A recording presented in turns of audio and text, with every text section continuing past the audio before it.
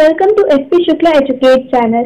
अगर आप हमारे चैनल पे फर्स्ट टाइम आए हैं तो इस चैनल को सब्सक्राइब करना और बेल बटन पे क्लिक करना ना भूलें, जिससे हमारे सारे इंपॉर्टेंट वीडियोस आप तक पहुंच। हेलो दोस्तों, मैं डॉक्टर एस के उपाध्याय आज उपस्थित हूँ आपके सामने। जैसे मैंने कल आप लोगों से कहा था कि टेट सीटेट की स्पेशल क्लास के लिए मैं शिक्षा मनोविज्ञान की क्लास आपको लूँगा और पढ़ाऊँगा। इसके बारे में था ये शिक्षा मनोविज्ञान क्या है, कितना इम्पोर्टेंस है आपका टेट और सीटेट के एग्ज़ाम में, कितने नंबर्स आते हैं। जैसे मैंने कल वादा किया था वो आज बताने के लिए आपके सामने उपस्थित हूँ। तो मैं आशा करता हूँ कि आप लोग भी सुनने के लिए क्या है तैयार होंगे। आइए चर्चा करते हैं सीटेट और टेट के मेजर सब्जेक्ट शिक्षा मनोविज्ञान के बारे में। Very good. जैसे आपको पता है कि शिक्षा मनोविज्ञान टेट और सीटेट में जैसे हर कोई नंबर 30-30 नंबर के क्वेश्चन आते हैं, वैसे शिक्षा मनोविज्ञान में भी 2 पार्ट्स हैं। आपको बाल मनोविज्ञान और बाल विकास ही 15 नंबर का और बाल मनोविज्ञान 15 नंबर का पेडागोगी है, तो उनमें आके 30 नंबर का क्वेश्चन आता है। तो शिक्षा मनोविज्ञान के सिलेबस के अकॉर्डिंग चर्चा करें तो पहला टॉपिक हमारा है शिक्षा मनोविज्ञान। 1 नंबर का क्वेश्चन आता है, चाहे वह सेंट्रल सीटेट हो चाहे वह किसी भी जो है स्टेट का एग्जाम हो, उसमें 1 नंबर का क्वेश्चन आता है शिक्षा मनोविज्ञान से जुड़ के। तो मित्रों, सबसे पहले हम ये जानने का प्रयास करेंगे कि शिक्षा मनोविज्ञान है क्या। आइए देखते हैं शिक्षा मनोविज्ञान के बारे में। जैसे आपने देखा कि शिक्षा मनोविज्ञान में 2 शब्द हमारे सामने आते हैं, 2 चीज हमारे सामने आई है। नंबर 1 पहला क्या है? शिक्षा। पहला क्या है? शिक्षा। और दूसरा क्या है? मनोविज्ञान। शिक्षा और मनोविज्ञान। तो हम सबसे पहले शिक्षा के बारे में जानेंगे कि शिक्षा क्या है। शिक्षा के बारे में जहां तक मुझे पता है कि आप लोगों ने अगर टेट और सीटेट के एग्जाम की प्रिपरेशन करने के लिए अपनी धारणा बनाई है, योजना बनाई है, आप पूरी रूप से तैयार हैं, तो कहीं ना कहीं आप स्कूल के माध्यम से, कॉलेज के माध्यम से, बीटीसी कोर्स के अंदर, डीएलएड कोर्स के अंतर्गत, बीएड कोर्स के अंतर्गत पाठ्यक्रम में कहीं ना कहीं कभी ना कभी शिक्षा के बारे में जरूर जानकारी ली होगी, प्रोफेसर्स के माध्यम से या किताबों के माध्यम से। तो उसको और अच्छे तरीके से गहराई से आपको समझाने का हम क्या करते हैं, प्रयास करते हैं। आशा करता हूं आप अच्छे से समझेंगे। आइए देखते हैं। सबसे पहले बात यह है कि शिक्षा क्या है। शिक्षा क्या है? बताओ राजेश, शिक्षा क्या चीज है? जी बिल्कुल सही, शिक्षा के बारे में चर्चा करेंगे। शिक्षा यह संस्कृत के शिक्ष धातु से बनी है। यह संस्कृत के किस धातु से बनी है? शिक्ष धातु से बनी है, जिसका तात्पर्य है सीखना। जिसका तात्पर्य है सीखना। और शिक्षा की ही भांति शिक्षण भी, शिक्षा की ही भांति शिक्षण भी संस्कृत के शिक्ष धातु से बना है और जिसका तात्पर्य है सिखाना। जिसका तात्पर्य है सिखाना। जिसका तात्पर्य क्या है? सिखाना। तो यहां पर आप देखिए शिक्ष के 2 अर्थ हैं। शिक्षा के परिप्रेक्ष्य में शिक्ष का अर्थ क्या होता है? सीखना। और शिक्षण के परिप्रेक्ष्य में शिक्ष का अर्थ क्या होता है? सिखाना। इस तरह से देखिए शिक्ष दोनों कार्य कर रहा है, सीखने का भी कार्य कर रहा है, सिखाने का कार्य करता है। इसीलिए किताबों में कहा जाता है शिक्षा का तात्पर्य सीखना और सिखाना। तो एटलीस्ट हम कह सकते हैं ये दोनों काम करता है, सीखना और सिखाने के। इसलिए कह सकते हैं शिक्षा संस्कृत के शिक्ष धातु से बनी है, जिसमें शिक्ष का तात्पर्य क्या होता है? सीखना और सिखाना। शिक्षा का नहीं, शिक्ष का तात्पर्य क्या होता है? सीखना और एवं सिखाना। सीखना एवं सिखाना। इस तरह से कह सकते हैं सीखने और सिखाने की प्रक्रिया को शिक्षा कहा जाता है। शिक्षा वह माध्यम, कला, कौशल, योजना, विधि, प्रविधि एवं तरीका है जिसके द्वारा हम ज्ञान का आदान प्रदान करते हैं, ज्ञान को सीखते एवं सिखाते हैं। Very good. ज्ञान को सीखने और सिखाने की प्रक्रिया को क्या कहते हैं? एजुकेशन या शिक्षा कहा जाता है। Very good. अब इसके बाद चर्चा करेंगे हम कि पूछा जाता है शिक्षा का अर्थ क्या है। शिक्षा को ज्ञान कहा जाता है। शिक्षा क्या है? ये ज्ञान है और जिसमें क्या है? सीखने और क्या सीखते हैं और क्या सिखाते हैं? ज्ञान को सीखते हैं और ज्ञान को सिखाते हैं। अर्थात ज्ञान को सीखने एवं सिखाने, आदान प्रदान करने की प्रक्रिया को क्या कहते हैं? शिक्षा कहा जाता है। Very good. और देखते हैं, डिबेट करते हैं अन्य जो है टॉपिक्स के माध्यम से। देखें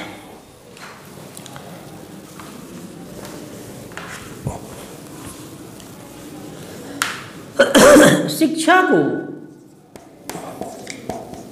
शिक्षा को अंग्रेजी में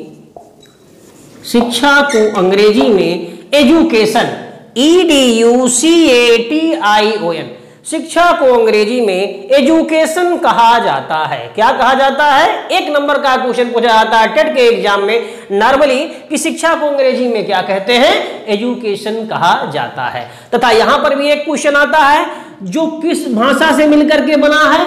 जो लैटिन भाषा, याद रखिए, जो लैटिन भाषा के एजुकेटम, किस शब्द से? एजुकेटम, EDUCATUM, एजुकेटम नामक शब्द से बना हुआ है। जो लैटिन भाषा का कौन सा शब्द है? एजुकेटम शब्द से बना है। यहां पर एक नंबर का क्वेश्चन दोस्तों ये पूछ सकता है कि एजुकेशन शब्द किस भाषा के शब्द से बना है? बोलो राजेश, किस भाषा के शब्द से बना है? Very good. तो क्या आप बताएंगे भाषा का नाम? लैटिन। किस भाषा से बना है? लैटिन। और उस शब्द का नाम क्या है जिससे बना हुआ है? एजुकेटम। क्या कहेंगे? एजुकेटम। Very good. तो आइए चर्चा करते हैं। एजुकेशन शब्द लैटिन भाषा के एजुकेटम शब्द से बना है तथा एजुकेटम शब्द भी दो शब्दों से मिलकर बना। किससे किससे? E प्लस ड्यूको से मिलकर के बना। किससे किससे? E प्लस ड्यूको से मिलकर के बना है, जिसमें ई का तात्पर्य है इंटरनल या आंतरिक। ई का तात्पर्य है इंटरनल या आंतरिक तथा ड्यूको का तात्पर्य है आउट ऑफ या बाहर निकालना। आउट ऑफ या बाहर निकालना। ई का तात्पर्य है इंटरनल या आंतरिक और ड्यूको का तात्पर्य है आउट ऑफ या बाहर निकालना। इस प्रकार हम कहें कि आंतरिक माने क्या हो? अंदर से। आंतरिक मतलब इंटरनल या अंदर के, और शक्तियों को बाहर का क्या? निकालना। इस प्रकार कह सकते हैं अंतर्निहित गुणों का, अंतर्निहित शक्तियों का, अंतर्निहित ज्ञान का, अंतर्निहित गुणों को बाहर निकालने की प्रक्रिया को शिक्षा कहा जाता है। शिक्षा वह माध्यम, कला, कौशल, योजना, विधि, प्रविधि एवं तरीका है जो बालक के अंतर्निहित शक्तियों का क्या कर? अंतर्निहित शक्तियों का बाह्य परिमार्जन एवं प्रकाशन करती है। अर्थात बालक की अंतर्निहित शक्तियों का बाह्य प्रकाशन एवं परिमार्जन कराने वाली प्रक्रिया को शिक्षा कहा जाता है। शिक्षा एक ऐसा माध्यम है, कला है, योजना है, विधि है, प्रविधि है, तरीका है जो बालक के अंतर्निहित शक्तियों का बाह्य प्रकाशन कर उसका परिमार्जन करती है। समझ में आया? Very good. और डिबेट करते हैं इसके बारे में। ध्यान दीजिए, एजुकेशन शब्द अंग्रेजी के दो शब्दों, कौन कौन से? एजुकेयर और एजुशियर। एजुकेयर और एजुशियर का समानार्थी शब्द है। एक नंबर का क्वेश्चन ये भी है कि एजुकेशन किन दो शब्दों का समानार्थी शब्द है? दो शब्दों का, जो किस भाषा के हैं? अंग्रेजी भाषा के, जिनका नाम क्या है? एजुकेयर और एजुशियर, जिसका अर्थ क्या है? आगे बढ़ाना, to go ahead, go ahead, आगे बढ़ाना, आगे बढ़ाना, टू लीड आउट अर्थात नेतृत्व प्रदान करना, नेतृत्व प्रदान करना, आगे बढ़ाना और नेतृत्व प्रदान करना। इस प्रकार हम कह सकते हैं कि जन्म से लेकर मृत्यु तक, कहां से? जन्म से लेकर मृत्यु तक लगातार चलने वाली वह प्रक्रिया जो बालक के अंतर्निहित शक्तियों का बाह्य प्रकाशन कर बालक में आगे बढ़ने की क्षमता एवं नेतृत्व करने की कार्यकुशलता का विकास करती है, ऐसी प्रक्रिया को शिक्षा कहा जाता है। इस तरह से आपने देखा शिक्षा के बारे में। अब उसके बाद चर्चा करते हैं दोस्तों। मैंने आपको बताया था कि आगे चल करके इंडियन फिलासफर और वेस्टर्न फिलासफरों के बीच में थोड़ा सा मतभेद हो जाता है। जहां पर हमारे पता है आपको भारतीय धर्म और दर्शन का तात्पर्य, वो भारतीय धर्म और दर्शन संस्कृति के बारे में है। तो हमारे यहाँ कहा जाता है जो शिक्षा है ये जन्म लेने से शुरू होती है, मृत्यु के उपरांत भी लगातार चलती रहती है। जैसे हमारे प्रमाणिक ग्रंथ श्रीमद् भगवद गीता में कहा गया है, भगवद गीता में बतलाया गया है, इंसान में क्या है? अविद्या के कारण से ही इंसान का क्या होता है, पुनः जन्म होता है। और उसका उद्देश्य अविद्या से कर्म का नाश करना ही शिक्षा का मूल उद्देश्य होना चाहिए। इसलिए शिक्षा वही है जो अविद्या का हमारे नाश करे, और इसी अविद्या को माया कहते हैं। और इंसान माया के बंधन में क्या है, बंधा रहता है और कर्म करता जाता है, इसीलिए उसे नए नए जन्म लेने पड़ते हैं। इसलिए शिक्षा क्या है, मृत्यु के उपरांत भी लगातार चलती रहती है, और जिस समय, जिस जन्म में, जिस क्षेत्र में उसकी अविद्या का नाश होता है, उसे मोक्ष की प्राप्ति हो जाती है। उसकी शिक्षा का उद्देश्य क्या है, पूर्ण हो जाता है। इसीलिए कहा गया शिक्षा वही है जो बालक को मोक्ष की प्राप्ति कराए, व्यक्ति को मोक्ष का दर्शन कराए। जबकि वेस्टर्न फिलासफर वाले मानते हैं, उन्होंने कहा मैंने आत्मा को नहीं देखा, और मैं आत्मा को नहीं देखा, आत्मा के अस्तित्व के बारे में नहीं कहता, मैं जब तक हूं, मेरा शरीर जब तक है तब तक मेरी शिक्षा है, तब तक मेरा अस्तित्व है। इसीलिए मृत्यु के उपरांत कोई शिक्षा नहीं होती, शिक्षा जन्म से लेकर मृत्यु तक होती है, तथा शिक्षा वही है जो क्या जन्म से लेकर मृत्यु तक चले, तथा क्या करे, वो बालक को श्रेष्ठ रोजगार प्रदान करे। तो हमारा भारतीय दर्शन ये बतलाता है, उस समय क्या है, शिक्षा का उद्देश्य मोक्ष की प्राप्ति कराना, आध्यात्मिक विकास कराना, मानवीय मूल्यों का विकास कराना शिक्षा का उद्देश्य है। वहां पर क्या शिक्षा क्या है, हमारे चार्वाक दर्शन पर आधारित है। यावत जीवे सुखम जीवे दृढ़म कृत्वा घृतम पिबेत, जब तक जिएंगे सुख से जिएंगे, चाहे कर्जा लेकर। भोगवादी संप्रदाय के अंतर्गत बताया गया शरीर का सुख ही बनाना है शिक्षा का उद्देश्य। तो आज के जमाने में दोनों चीजें हमारे लिए आवश्यक है, रोजगार की प्राप्ति भी हमारे लिए आवश्यक है, और हमारे नैतिक मूल्यों का भी विकास, आध्यात्मिक मूल्यों का विकास और मोक्ष की प्राप्ति भी हमारे लिए आवश्यक है। इसीलिए हमारे विद्वानों ने दोनों के महत्व को स्वीकार किया है। तो समय समय पर किन विद्वानों ने क्या क्या अपने डिबेट दिए, क्या क्या अपनी बातें की, उसको हम क्रम से बताते हुए चल रहे हैं। खास करके टेट के एग्जाम में, राजस्थान टेट से लेकर हरियाणा टेट से लेकर के यूपी टेट से जितने भी स्टेट के टेट आते हैं, उसमें डायरेक्ट ये थॉट पूछा जाता है किसने कहा है। तो मित्रों उस विषय पर ही परिचर्चा करते हुए अपनी बात को हम आगे बढ़ाते हैं। जैसे हमारा भारतीय दर्शन में श्रीमद, सबसे प्रमाणिक ग्रंथ क्या है, श्रीमद भगवत गीता। उसमें कहा गया है विराट पुरुष का दर्शन करना एवं ब्रह्म का साक्षात्कार करना ही शिक्षा है। शिक्षा वही है जो ब्रह्म का क्या कराए, साक्षात कराए, विराट पुरुष का क्या कराए, दर्शन कराए। भगवान श्री कृष्ण ने अर्जुन से कहा, अर्जुन जो मुझको प्राप्त कर लेता है उसे कुछ प्राप्त करने की आवश्यकता नहीं है, इसलिए व्यक्ति का उद्देश्य है मुझे प्राप्त करना चाहिए, और मुझे प्राप्त करना ही शिक्षा का मूल उद्देश्य होना चाहिए। इसीलिए शिक्षा वही है जो विराट पुरुष का क्या कराए, दर्शन कराए। दूसरा हमारा दर्शन है जिसे कहा गया है उपाधन निखा धंधा। उपनिषद के बारे में आप जानते होंगे, उपनिषदों में बताया गया है, वेदांत दर्शन में बताया गया है, प्रतिपादक शंकराचार्य ने कहा है सा विद्याया विमुक्तये। क्या कहा उन्होंने, देखे, सा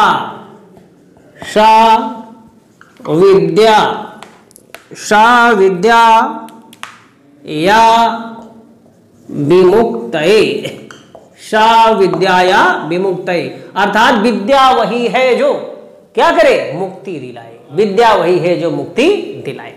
विद्या को कहीं कहीं शिक्षा का भी रूप माना गया है। अभी आगे डिबेट करके, पर चर्चा करके बताएंगे कि विद्या ही शिक्षा है कि शिक्षा ही विद्या है, कि दोनों में क्या है, अंतर है। लेकिन बताया गया विद्या वही है जो क्या करे, मुक्ति दिलाए। इसके बाद आज के हमारे सबसे प्रमाणिक विद्वान जिसके बारे में चर्चा करेंगे, उनका क्या मत है, स्वामी विवेकानंद का, जिनके बारे में आपने सुना होगा। उन्होंने कहा है पूर्व निहित पूर्णता को अभिव्यक्त कराना ही क्या है, शिक्षा है।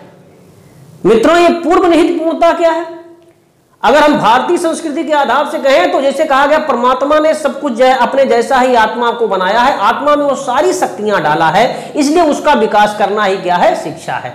और हमारे मनोवैज्ञानिक विश्लेषण के आधार पर कहें, आधुनिक समय में कहें तो कहा यह जाता है, जैसे ब्लैक बोर्ड के माध्यम से 1 मिनट का समय लेके आपको समझाने का प्रयास करेंगे कि उनका मनोवैज्ञानिक विश्लेषण क्या है विवेकानंद जी का। तो यहां पर आप ध्यान दें मित्रों, जैसे कहा जाता है कि बालक के विकास में उसके 7 पीढ़ियों का लक्षण पाया जाता है ना, क्यों राजेश, कितने पीढ़ियों का लक्षण पाया जाता है, नहीं पता, सीमा कितने पीढ़ी का लक्षण पाया जाता है, 7, बिल्कुल सही, कितने पीढ़ियों का लक्षण पाया जाता है, 7। देखिए कैसे, जैसे मान लीजिए ये ट्रेंगल, ये किसी पुरुष जाति का द्योतक है, और उसके बाद ये सर्किल, ये किसी महिला जाति का द्योतक, ये पुरुष है और क्या है, महिला।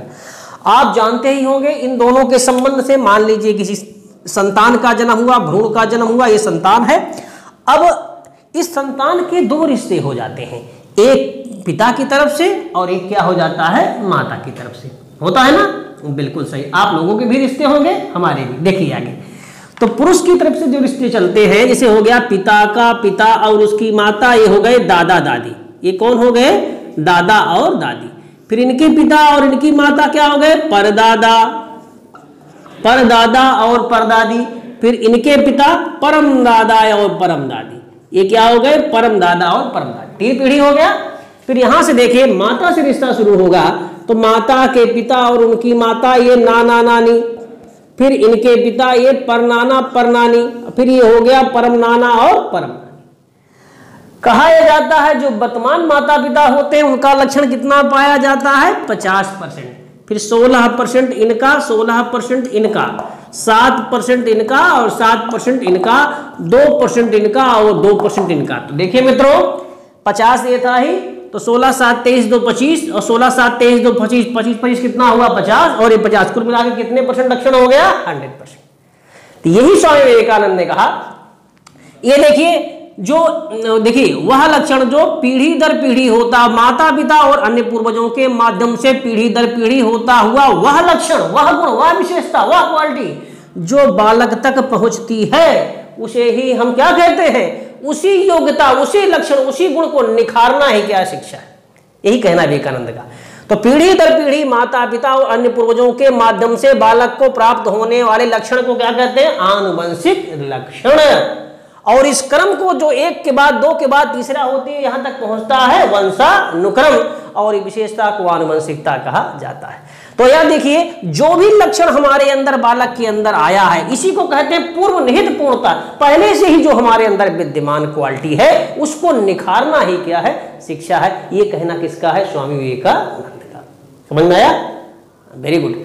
अब उसके बाद अगला मत है, जैसे विद्वान महात्मा गांधी ने कहा है हमारे बारे में, शिक्षा से मेरा जिसके परिचित भी होंगे आप, शिक्षा से मेरा अभिप्राय है बालक तथा मनुष्य के शारीरिक मानसिक एवं आत्मा के सर्वांगीण एवं सर्वोत्तम विकास से है। अर्थात शिक्षा वही है जो बालक का हर प्रकार का विकास कराए, चारित्रिक, आर्थिक, मानसिक, सामाजिक, भौतिक, क्या सर्वांगीण हर प्रकार का क्या कराए?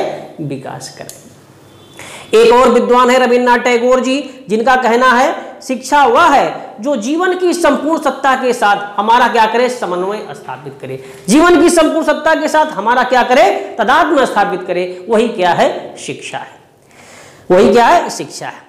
इतना हमारी इंडियन फिलॉसफी का मत है। इसके बाद हम चलते हैं वेस्टर्न फिलॉसफी के बारे में। वेस्टर्न फिलॉसफरों ने अपनी बात क्या कही उसको भी आपको बताने का हम प्रयास करते हैं। जैसे एक महान विद्वान हार्वर्ड स्पेंसर एक विद्वान है जिसने अपनी बात कही। उन्होंने कहा है शिक्षा से तात्पर्य है अंतर्निहित शक्तियों तथा बाह्य जगत के मध्य समन्वय स्थापित करने से।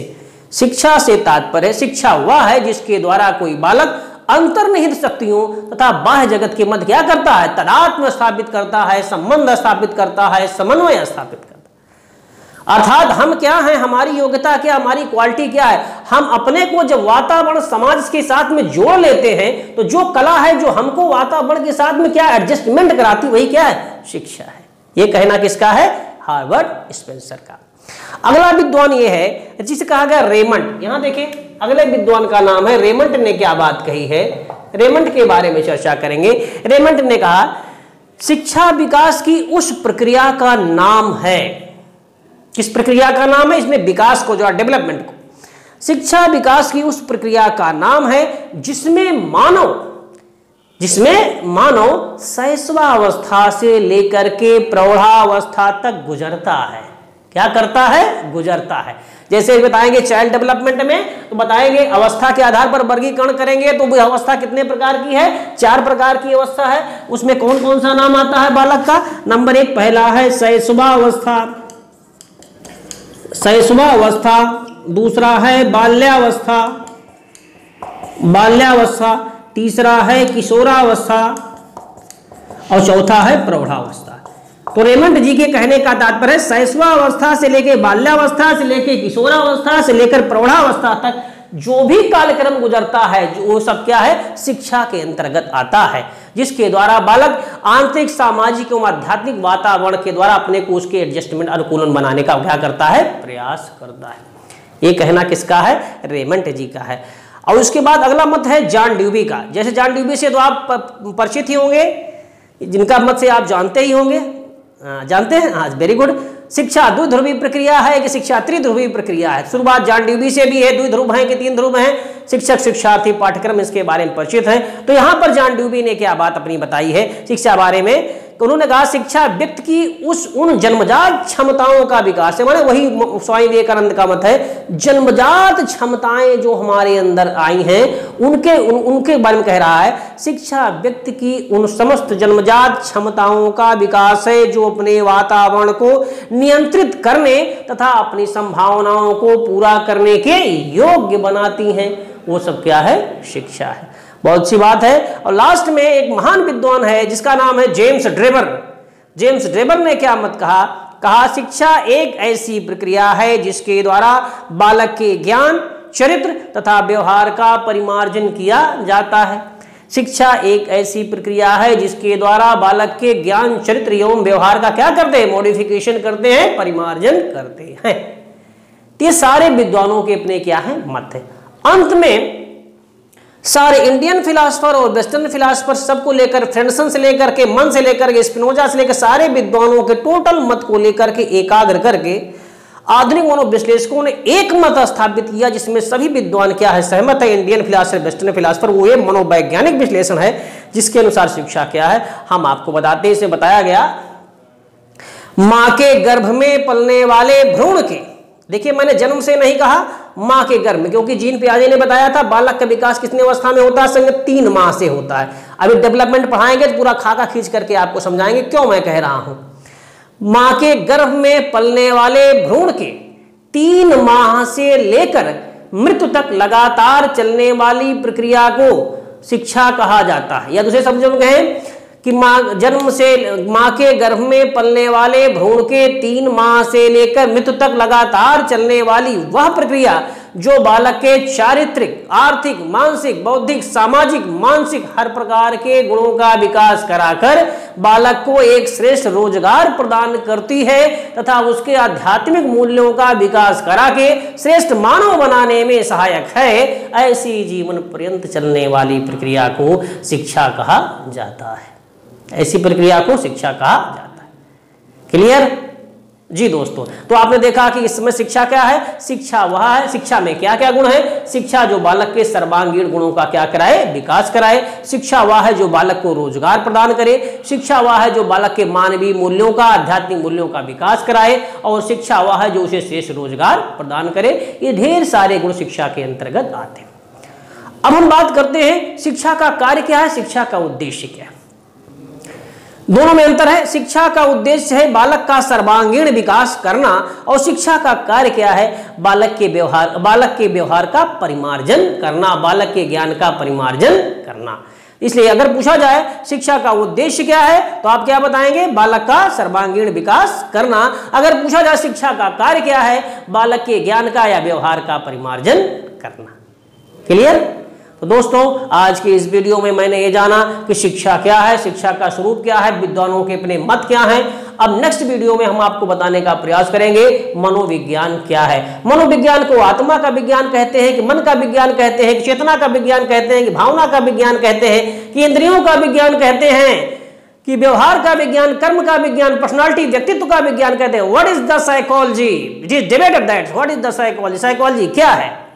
इस विषय पर पूरी गहराई के साथ में अपने समस्त स्रोतों के साथ में उपस्थित होंगे आपके सामने नेक्स्ट वीडियो में और पूरी तरीके से बताने का प्रयास करेंगे मनोविज्ञान क्या है और फिर मनोविज्ञान को शिक्षा से जोड़कर एक नए विज्ञान का प्रतिपादन किसने किया, उसका नाम क्या है, उस मनोवैज्ञानिक का नाम क्या है और उसका कार्य एवं उपयोग क्या है, इस पर हम पर चर्चा करेंगे।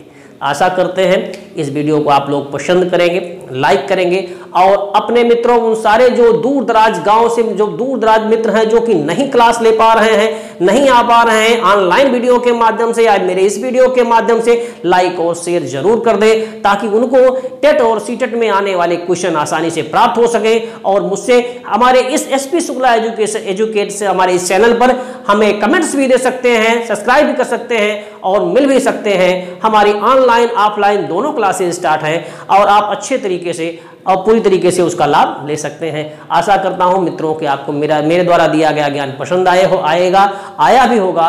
और आशा ये भी मैं करता हूं नेक्स्ट वीडियो के लिए मनोविज्ञान क्या है इस पर आप क्या करेंगे, हमको आप क्या करें, नए नए सुझावों के माध्यम से प्रेषित करते रहें। थैंक यू मित्रों।